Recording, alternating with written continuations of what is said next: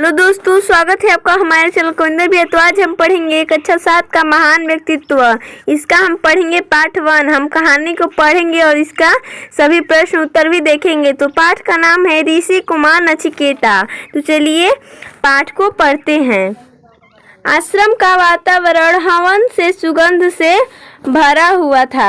आश्रम का वातावरण हवन की सुगंध से भरा हुआ था। दूर दूर के ऋषि महात्माओं को यज्ञ में बुलाया गया था।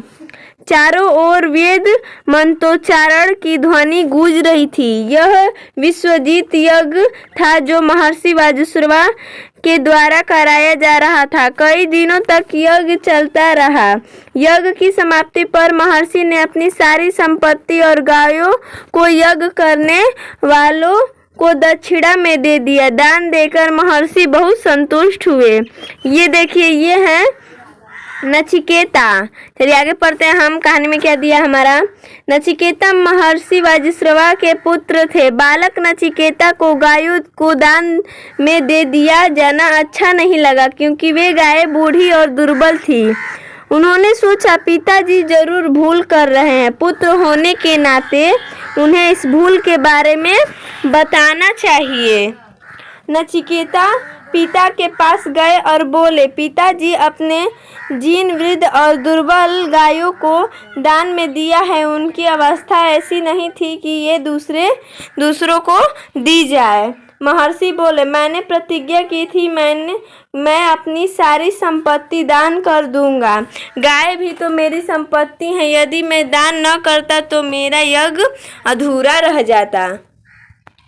मतलब ये कहानी में कहना चाहता है कि जो वाजुश्रवा थे वो एक यज्ञ करवा रहे थे, जो था विश्वजीत का यज्ञ करवा रहे थे। उस जो यज्ञ हुआ था उसमें वो प्रतिज्ञा लिए थे कि वो यज्ञ में अपनी सारी संपत्ति दान कर देंगे।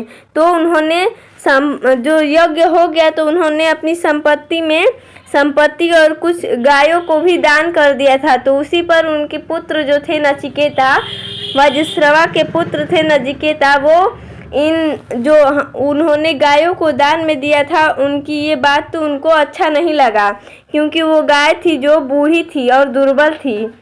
तो चलिए आगे पढ़ते हैं क्या है।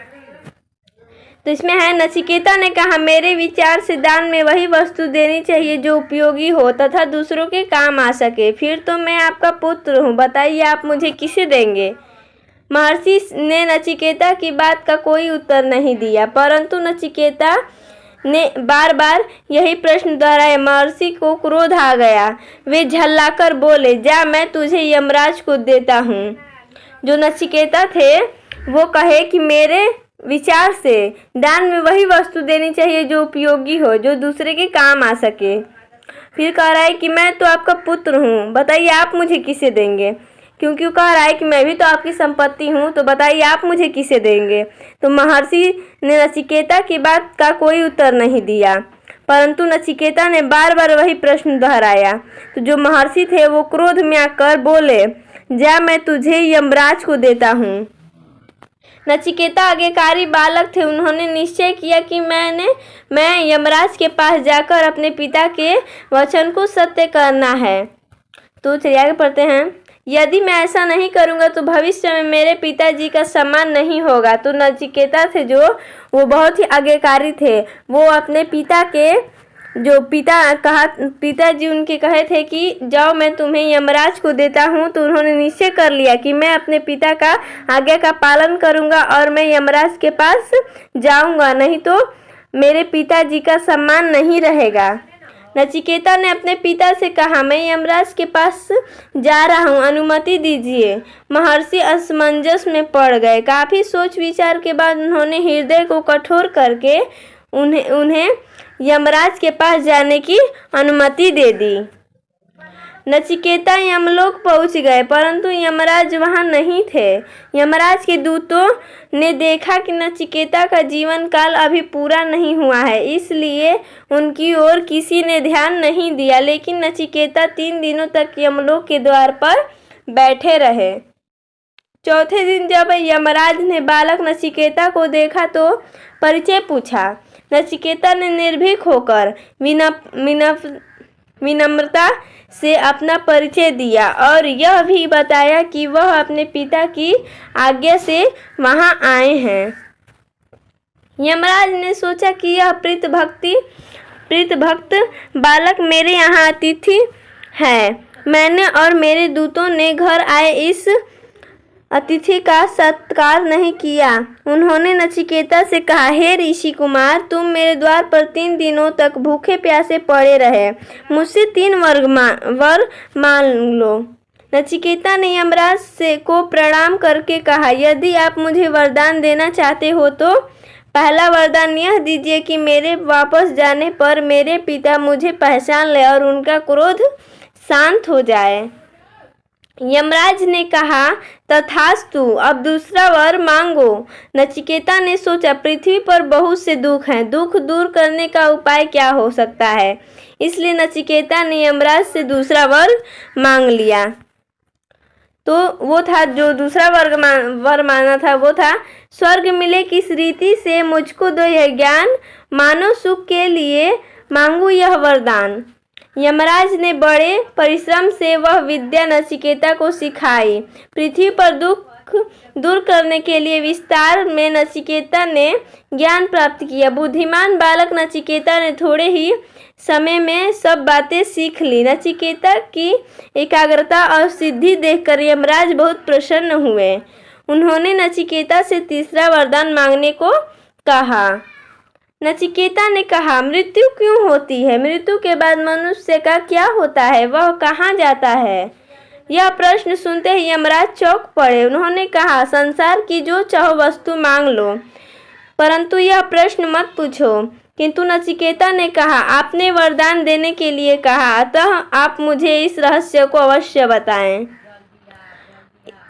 नचिकेता की दृढ़ता और लगन को देखकर यमराज को झुकना पड़ा। उन्होंने नचिकेता को बताया कि मृत्यु क्या है, उसका असली रूप क्या है। यह विषय कठिन है, इसलिए यहाँ पर समझाया नहीं जा सकता, किंतु इतना कहा जा सकता है कि जिसने पाप नहीं किया, दूसरों को पीड़ा नहीं पहुंचाई, जो सच्चाई की राह पर चला, उसे मृत्यु की पीड़ा नहीं होती है, कोई कष्ट नहीं होता है। इस प्रकार नचिकेता ने छोटी उम्र में ही अपनी पितृ भक्ति द्वारा दृढ़ता और सच्चाई के बल पर ऐसे ज्ञान को प्राप्त कर लिया जो आज तक बड़े बड़े पंडित, ज्ञानी और विद्वान भी न जान सके। जो कहानी था हमारा, तो हमने तो पढ़ लिया है, ऋषि कुमार नचिकेता था हमारा कहानी का नाम था ऋषि कुमार नचिकेता। तो हमने कहानी पढ़ लिया और इसका हम अब प्रश्न उत्तर देखेंगे। तो पहला प्रश्न कर रहा है, निम्नलिखित प्रश्नों के उत्तर दीजिए। पहला प्रश्न है, नचिकेता ने दान में कैसी वस्तु देने को बताया? तो इसका उत्तर हो जाएगा, नचिकेता ने दान में अपनी सबसे प्रिय वस्तु देने को बताया, यानी कि जो उसी वस्तु को देने के लिए कहा जो दूसरे के लिए उपयोगी हो, दूसरे के काम, जो कोई काम आ सके, वैसी वस्तु देने के लिए कहा है। जो दूसरों के काम आ सके, जो उपयोगी हो, वैसी वस्तु देने के लिए कहा। प्रश्न दूसरा कह रहा है, नचिकेता ने दूसरा वरदान क्या मांगा? तो उत्तर हो जाएगा इसका, नचिकेता ने दूसरे वरदान में पृथ्वी पर दुख के निवारण का उपाय पूछा। इसका उत्तर हो जाएगा यही। चलिए इसका तीसरा प्रश्न देखते हैं, नचिकेता ने यमराज के पास जाने का निश्चय क्यों किया? तो इसका उत्तर हो जाएगा, अपने पिता के वचन को सच करने के लिए नचिकेता ने यमराज के पास जाने का निश्चय किया। इसका उत्तर हो जाएगा निश्चय किया। अपने पिता के वचन को सत्य करने के लिए नचिकेता ने यमराज के पास जाने का निश्चय किया। चलिए अगला प्रश्न देखते हैं। इसमें कह रहा है, सही विकल्प चुनकर लिखिए। कह रहा है प्रश्न 4 में, महर्षि वाजुश्रवा ने यज्ञ किया। तो इसमें दिया है हमारा विकल्प दिया है, उसे हमें देखना है। क्या क्या विकल्प दिया है? अ में दिया है अश्वमेध, ब में दिया है विश्वजीत, स में दिया है महामृत्युंजय, द में दिया है राजसूय। यानी कि यह प्रश्न पूछ रहा है कि महर्षि वाजुश्रवा ने कौन सा यज्ञ किया था। तो हमारे जो महर्षि वाजुश्रवा है वो विश्वजीत का यज्ञ किए थे। चलिए अगला प्रश्न देखते हैं।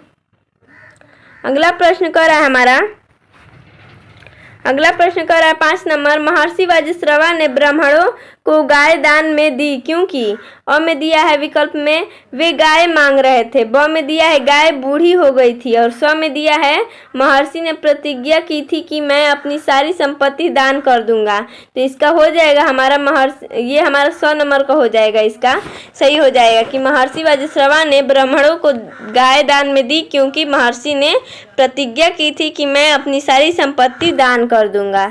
चलिए अगला प्रश्न देखते हैं 6 नंबर। इसमें कह रहा है नचिकेता यमराज के पास गया क्योंकि अ में दिया वह अपने पिता की आज्ञा का पालन करते थे, ब में दिया वह अपने पिता से नाराज थे। तो इसका हो जाएगा वह अपने पिता की आज्ञा का पालन करते थे। ऑप्शन अ हो जाएगा, यानी कि नचिकेता यमराज के पास गए क्योंकि वह अपने पिता की आज्ञा का पालन करते थे। चलिए अगला प्रश्न देखते हैं 7 नंबर। 7 नंबर कह रहा है यमराज ने नचिकेता से 3 वरदान मांगने को कहा क्योंकि अ में दिया है नचिकेता यमलोक पहुंच गए थे, ब में दिया नचिकेता 3 दिनों तक यमलोक के द्वार पर भूखे प्यासे बैठे रहे, स में दिया नचिकेता ने यमराज से प्रार्थना की थी। तो इसका सही हो जाएगा ब नंबर, नचिकेता 3 दिनों तक यमलोक के द्वार पर भूखे प्यासे बैठे रहे। तो इसका जो हमारा प्रश्न था वो अभ्यास प्रश्न था, उसे भी हमने देख लिया और इसका कहानी भी पढ़ लिया। तो धन्यवाद।